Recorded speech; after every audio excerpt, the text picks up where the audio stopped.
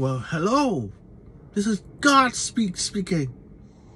And I'm making another YouTube, Instagram video, a posting.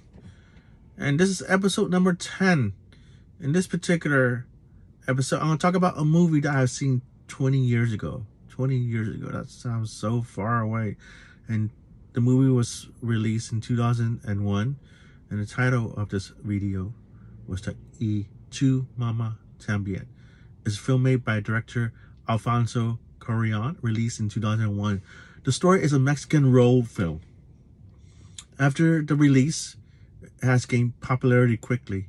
In the subsequent year, 2002, it was released in the U.S. market and won multiple huge awards, including Best Original Screenplay at the Academy Awards and Best Foreign Language Film at the Golden Globes Award. The premise of the story centers around the last hours of a life of a protagonist named Luisa. The moviegoers does not know this until the very end of the movie, but she has a terminal ill cancer. The timing of the news from her doctor just couldn't be any more precise, because soon after the doctor's call, her husband told her that he cheated on her. The story starts with two teenage boys named Tecno and Julio enjoying their sexual relationship with their girlfriends. As the day progressed, they met up in this cafe and they suggest to meet Julio's cousin, Luisa. Luisa was in her late 20s, so she was a bit more mature. To the surprise of Tecno and Julio, Luisa has agreed to the trip.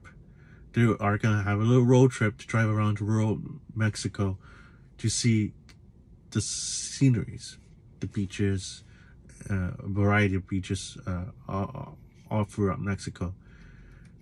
And they embark in this road trip. And one night they were in a hotel, and Tecno caught Luisa crying. He didn't know at that time. And then Luisa, I guess, she sobered up and offered to have sex with him. So they have sex in the hotel. And a day later, there was a little tension. So Luisa also had sex with Julio in the backseat of the car. So the trip continues, and sometimes Luisa really enjoyed the scenery and the beach, and she would sunbathe naked and really enjoying life. Really enjoy her life.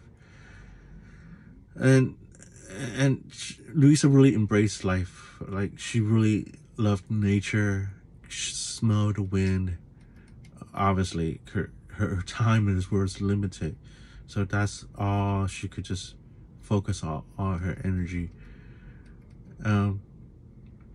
So Luisa have the moments on the beach, and so eventually Luisa, Tecno, and Julio have a threesome because they were having such a good time.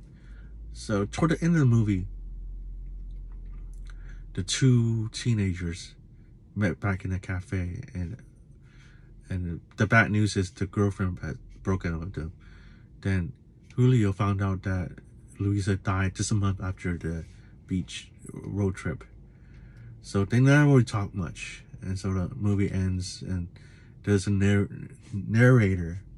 He just basically to say that they never met back. That was the last of their meeting in a cafe.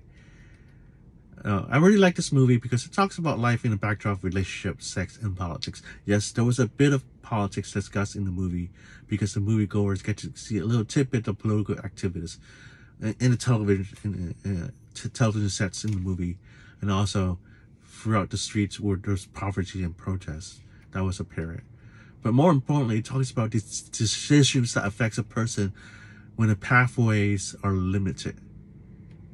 When a person is confronted with multiple paths, the choice that requires too much effort to make is too daunting and drains too much energy.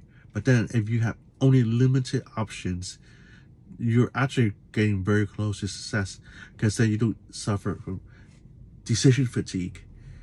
where you just have only one or two important things to consider. In the movie Into Mommy Town, Louisa was reaching the end of her life. There's only just 2 or 3 things that would satisfy her as she leaves Earth, right? Honestly, she can enjoy nature. Of course, like there's 2 teenagers raging horrible, so you could, I guess, if there's a chance for her to satisfy these 2 teenagers, that wouldn't be a problem. So, how does that apply to you? I think a lot of times when you talk to people, the other person, especially when the other person maybe likes you a lot, maybe are really interested in meeting you, they always like to negotiate. So you're in a position to negotiate.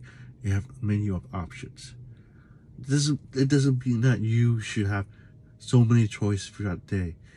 It means that you should have only limited choices, so you don't suffer from an energy drain for making the important decisions in your life.